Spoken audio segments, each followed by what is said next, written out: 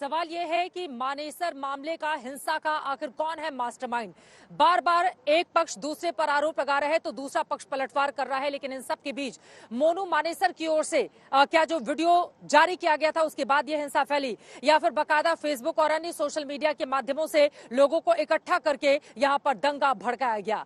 कई ऐसे सवाल हैं जिसका जवाब मिलना अभी बाकी है, लेकिन मोनू मानेसर खुद का बचाव कर रहा है। वो मोमन खान जो कि कांग्रेस के विधायक हैं, उनके ऊपर आरोप मढ़ता हुआ दिखाई दे रहा है, तो वहीं दूसरी तरफ विपक्ष और तमाम जो दूसरे दल हैं वो आरोप लगा रहे हैं कि मोनू मानेसर की गिरफ्तारी नहीं हुई, इसी वजह से हरियाणा के हालात खराब हुए हैं। कई ऐसे सवाल हैं जो यहां से पूछे जा रहे हैं, लेकिन यकीनन सवाल पुलिसिया कार्रवाई को लेकर, उसके एक्शन प्लान को लेकर कि अगर पुलिस ने सख्ती दिखाई होती तो यहां पर ये हालात पैदा नहीं होते।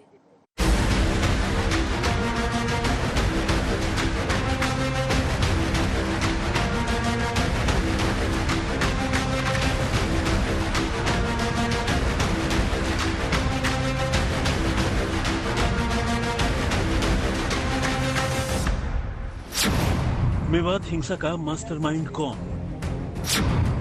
किसने लिखी हरियाणा को सुलगाने की स्क्रिप्ट? मोनू मानेसर ने भड़काया या सोशल मीडिया से लगी आग? ऐसे कई सवाल हैं जिनके जवाब अभी मिलने बाकी हैं। मुस्लिम पक्ष और सोशल मीडिया पर दावा किया जा रहा है कि गोरक्षा दल का सदस्य और बजरंग दल का नेता मोनू मानेसर के ऐलान के बाद हिंसा भड़की। जय गौ माता, जय श्री राम। मैं आपका भाई मोनू मानेसर, बजरंग दल प्रांत गोरक्षा प्रमुख, बजरंग दल हरियाणा से सभी भाइयों को बड़ी खुशी के साथ बताया जा रहा है 31/7/2023 दिन सोमवार को मेवात ब्रजमंडल यात्रा है। सभी भाई बढ़ चढ़कर हिस्सा ले और बढ़ चढ़कर मेवात के सभी मंदिरों में जाएं, तो ज्यादा से ज्यादा संख्या में सभी भाई जाएं। लेकिन हैरानी की बात है कि हरियाणा के गृह मंत्री अनिल विज मोनू मानेसर को क्लीन चिट देने में काफी जल्दबाजी में नजर आ रहे हैं। वहीं डीजीपी साहब जांच के बाद कार्रवाई की बात कह रहे हैं।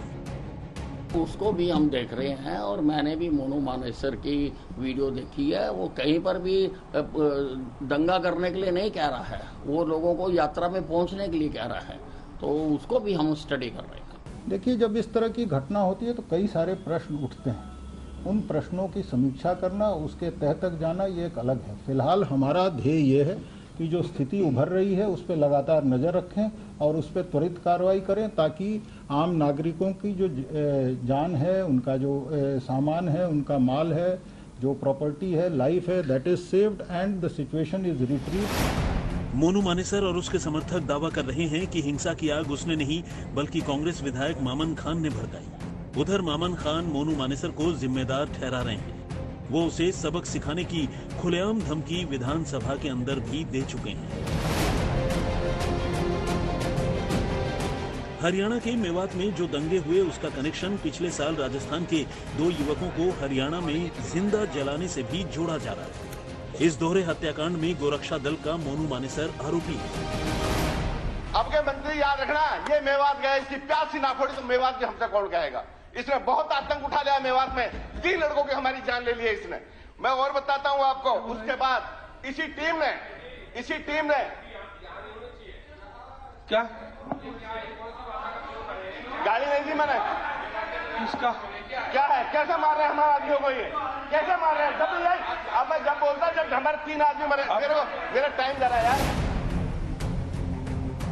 5 महीने पहले मामन खान ने मोनू मानेसर को सबक सिखाने की चुनौती दी थी और 5 महीने बाद वही मोनू मानेसर वीडियो बनाकर मेवात पहुंचने का ऐलान कर रहा था।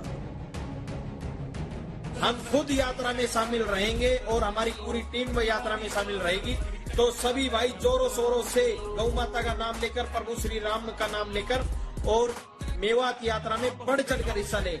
जय गौ माता, जय श्री राम, जय सभी भाइयों की। आज तक ने अनिल विज से पूछा, आखिर मोनू मानेसर पर शिकंजा क्यों नहीं कसा जा रहा? तो सुनिए अनिल विज ने क्या कहा। मोनू मानेसर एक विवादित आदमी है, 2 राज्यों में उसके खिलाफ किस तरह का माहौल है ये मानेसर एक वीडियो जारी करता है, उसके बाद आरोप लगते हैं कि माहौल खराब हो गया। आप लोग क्यों मोनू मानेसर का बचाव कर रहे हैं? दूसरा पक्ष ये सवाल पूछ रहा है। अभी तक इतना वक्त गुजर चुका है, उसके खिलाफ कोई एक्शन नहीं लिया गया, जबकि उसके ऊपर बेहद गंभीर आरोप लगे हुए हैं और वो वीडियो जारी करता है, सरकार कुछ नहीं कर पाती। देखिए मैंने नहीं, ऐसा नहीं है। देखो, जब मैं कह रहा हूं कि मैंने कब कहा इसको, मैंने यही कहा कि भाई इसकी भी हम कार्रवाई करेंगे, इसकी भी हम जांच करेंगे, मैंने तो यही कहा। मेवात सोहना गुरुग्राम में हुई हिंसा में दोनों पक्षों के लोग घायल हुए हैं, दोनों का खून बहा है, लेकिन सियासतदान हिंसा में भी हिंदू मुस्लिम वाली सियासत से बाज नहीं आ रहे हैं। AIMIM के अध्यक्ष असदुद्दीन ओवैसी ने कह दिया कि पिछले 70 सालों से दंगों के लिए सिर्फ मुसलमानों को ही टारगेट किया जा रहा है। हिंसा हुई जो कंडेमनेबल करते, मगर पुलिस और सरकार क्या कर रही है, क्यों उन्होंने पूरे एहतियाती इक़दाम क्यों नहीं किए? और आसान है आपको एक समुदाय को ब्लेम कर देना, वो तो पिछले 70 बरस से हर घटना जो होती है तो राइट का उसमें मुसलमान ही बदनाम होता है, मगर जब इंक्वायरी कमीशन रिपोर्ट आती है वो कुछ और बात कही। लेकिन हरियाणा के CM मनोहर लाल खट्टर बार बार गुजारिश कर रहे हैं कि भड़काने और अफवाह फैलाने वालों से सावधान रहें। इसके बाद शांति बनी रहे और किसी प्रकार की जो चीज है वो अनदेखी न जाए, तो हमने उसके सारे जो इंतजाम किए हैं अभी तक, जैसा मैंने बताया कि 20 कंपनीज पैरामिलिट्री की हमने बुलाई हैं, जिसमें से 14 कंपनीज नूह जिले में, 3 कंपनीज पलवल में, 2 गुरुग्राम में और 1 फरीदाबाद में।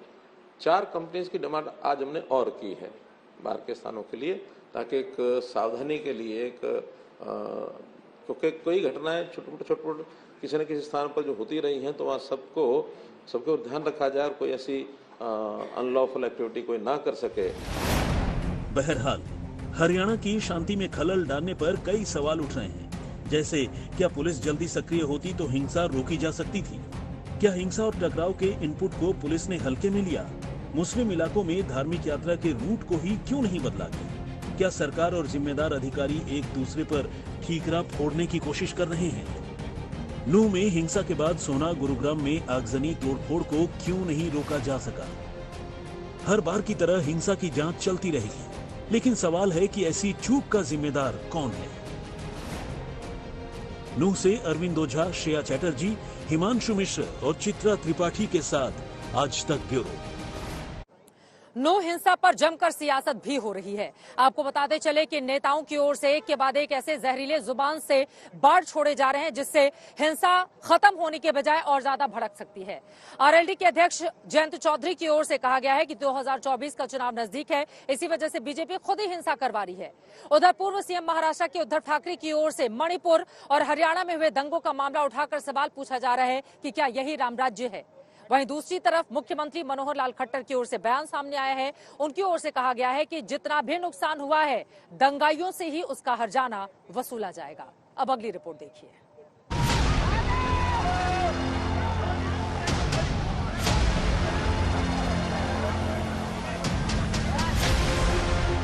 नूह से शुरू हुई हिंसा की आग कुछ ही घंटों में सोहना और गुरुग्राम तक पहुंच गई थी। दंगाइयों ने करोड़ों की सरकारी और निजी संपत्तियों को नुकसान पहुंचाया है। गाड़ियों में आगजनी और तोड़फोड़ के वीडियो सोशल मीडिया पर वायरल हो रहे हैं। लेकिन मुख्यमंत्री मनोहर लाल ने साफ कह दिया कि दंगाइयों की पहचान कर उनसे ही नुकसान की वसूली की जाएगी। तो जिन्होंने नुकसान किया है वो इस बात के लायबल हैं कि उनसे वो भरपाई कराई जाए। तो हम उसका पूरा अपना जो सरकारी प्रॉपर्टी है उसका हम करेंगे, प्राइवेट प्रॉपर्टी वालों को भी उनको कहेंगे कि इसकी लायबिलिटी जिनके ऊपर है उनसे वसूल किया जाए। लेकिन कांग्रेस कह रही है कि बीजेपी सरकार कानून व्यवस्था बनाए रखने में नाकाम साबित हुई। ये भी कहा जा रहा है कि जो पब्लिक प्रॉपर्टी को या प्राइवेट प्रॉपर्टी को क्षति पहुंचाई गई है तो उनसे पैसा लिया जाएगा, जिन लोग जो दंगाई हैं जिन्होंने क्षति पहुंचाई। मैं कल भी कह चुका हूँ ये जो हुई घटना दुर्घटना दुर्भाग्यपूर्ण है।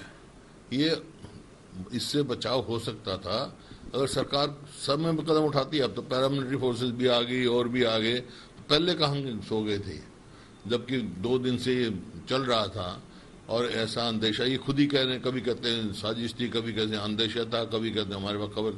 जब ये अंदेशा था तो क्यों नहीं सरकार ने कदम उठाए, प्रिवेंटिव कदम क्यों नहीं उठाए? उधर बीजेपी के पुराने साथी और अब आर पार की जंग लड़ रहे उद्धव ठाकरे ने पूछा कि जिस तरह मणिपुर और हरियाणा जल रहा है, क्या यही राम राज्य है? नहीं, मणिपुर हो या हरियाणा हो, जिस तरीके से कारोबार चल रहा है वहाँ सरकार है या नहीं है, नहीं के बराबर है। इसे क्या आप राम राज्य मान सकते हैं? क्या इसको आप हिंदू राष्ट्र मान सकते हैं? ये हिंदू राष्ट्र नहीं हो सकता, ये राम राज्य तो बिल्कुल नहीं हो सकता। वहीं राष्ट्रीय लोकदल के अध्यक्ष जयंत चौधरी ने बड़ा आरोप लगाते हुए कह दिया कि 2024 में माहौल को अपने पक्ष में करने के लिए बीजेपी खुद दंगे करवा रही है।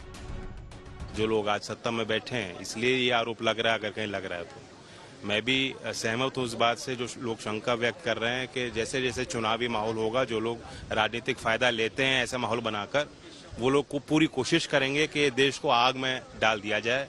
और नूह में इस वक्त शाम ढल चुकी है, थोड़ी देर में रात हो जाएगी और फिर अगली सुबह।